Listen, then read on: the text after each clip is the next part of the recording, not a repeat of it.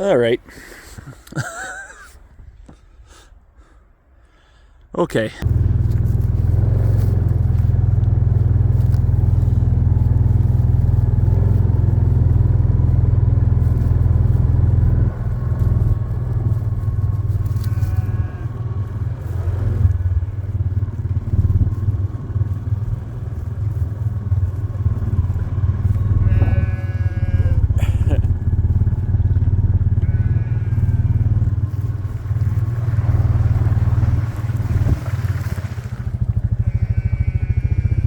Sorry about the shaky camera.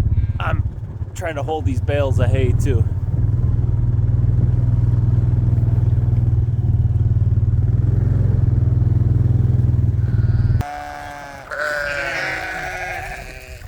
Did you make it through the snowstorm, Bob? Well, the sheep and cattle are pretty smart. They always find a little bit of trees and shelter, and there's nothing better than a fir tree right there to make like a little mini barn. I'll tell you something, it is not warm out here today. I am got a little too big for my britches, and I decided to come out just wearing a hoodie. I'm gonna go in and get a heavier coat to put on.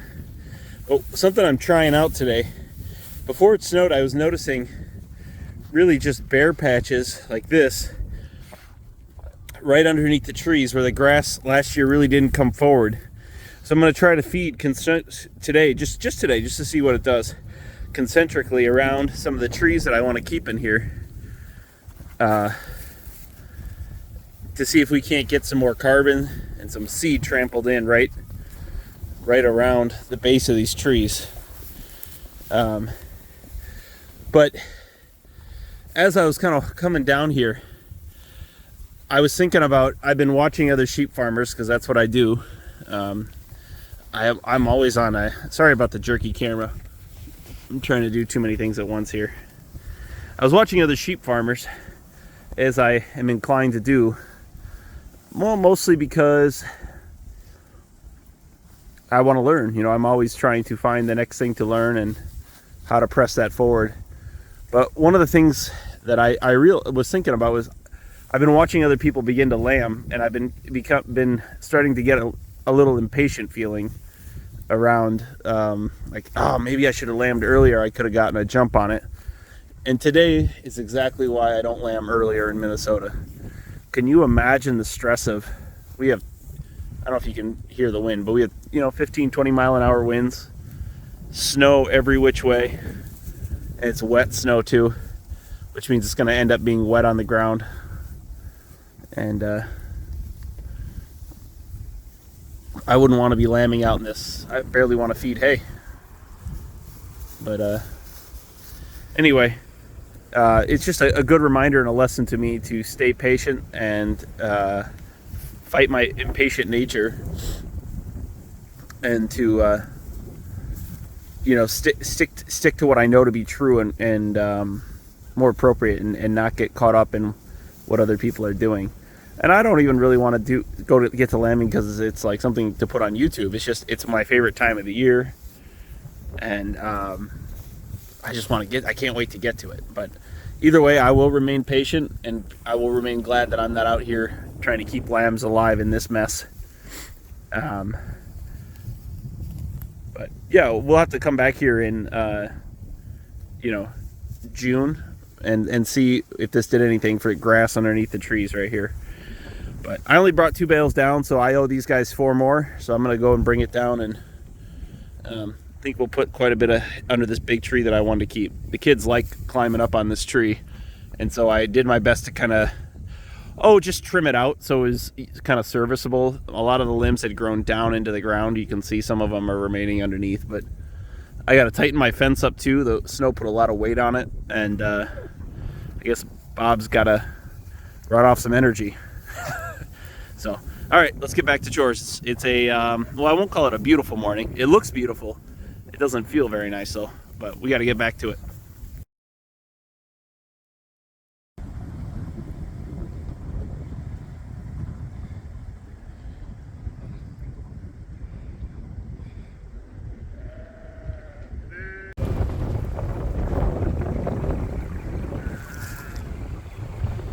This whole field is underwater right now. Holy moly.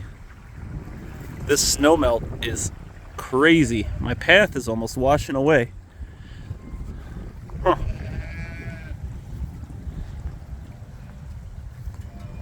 I don't know where it's all gonna go, but it's gotta go somewhere. Good grief. Look at this. This is my high ground. And it's just getting pugged pretty good. We got some hay fed out. But I had to move them off that absolute lake. The water we already had in the ground, and then we had about 6 inches of snow, caused an absolute deluge of meltwater through my bottom wet meadow there. And so we're moving them up onto the hill here. And this is about the driest ground I have right now. But I'm getting more comfortable, especially when there's no grass. I can just let them wander a bit and then throw a bale down where I need them. They'll move in, and then you close it up. It works pretty darn good, but I know this is just a short period in Minnesota anyway. I've been watching Sean in Ireland. It seems like his wet season he just keeps going. It's crazy. You know, I'm expecting this is going to last us maybe a month or so, and we'll just keep them moving around the hilltops basically. And you know, grass will get grown and firm the ground up and suck up the moisture, and then we'll be in business and off and running. But you know, it's a beautiful Sunday afternoon. I got my move done. I got a nice beer here, and I'm gonna sit and watch the animals for a little while and enjoy some temperate weather. It kind of went from like 0 overnight to it's 50 degrees or so today. So it just all melted at once. Kind of a wild spring so far. I think we found a home for that black Highland heifer.